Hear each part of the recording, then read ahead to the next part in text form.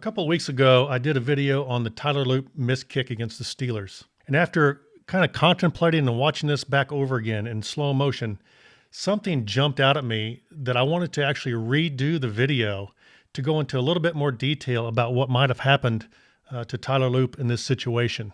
So let's dive into that and take this video to another level.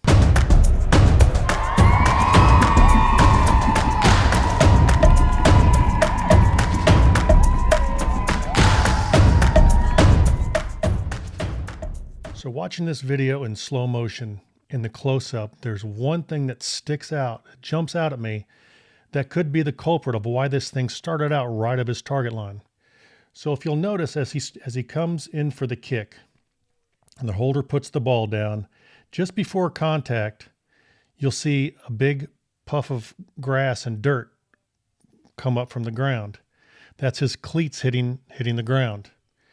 Now, anybody who's kicked a ball before knows there's a fine line between perfect contact and like a chunk, almost like a chunk in golf like this. With that fine line being so minuscule, something very obvious like this jumps out at me because I know something caused this. What caused this is the question.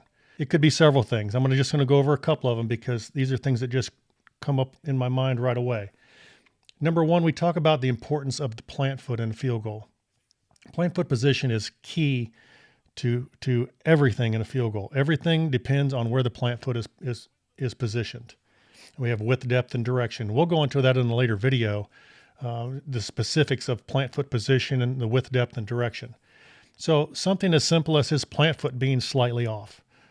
Something as simple as the holder missing the spot by more than, say, a $50 or a silver dollar size. All those things can cause something like this. Something as simple as not shaving your cleats down. I mean, that sounds weird, but as kickers, the cleats will actually dig into the ground if they touch the ground. So we shave those cleats off at angles to make the cleats kind of slide through the grass a little bit better.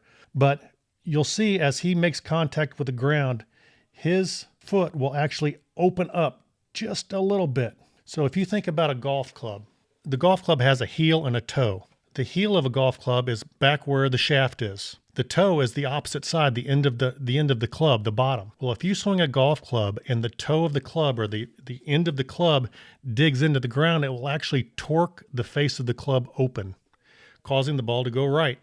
Well, the same thing happens in field goal kicking. If the toe, we have a heel and a toe, obviously. If the toe of our golf club hits the ground, it's going to torque our foot open a little bit, causing the ball to start slightly right of center. So the question is, why did he hit the ground? And that's how you have to work backwards to find the cause of the problem. But the problem was, in my opinion, that since his foot and cleats hit the ground, it torqued his foot open, starting the ball slightly right of center. That, coupled with the wind obviously going left to right, would cause this ball to continue to go right and miss to the right. So that's it's a little bit more in detail of what I think might have happened to Tyler Loop in this situation. If you have any comments, please comment to me and I'll try to answer any questions I can.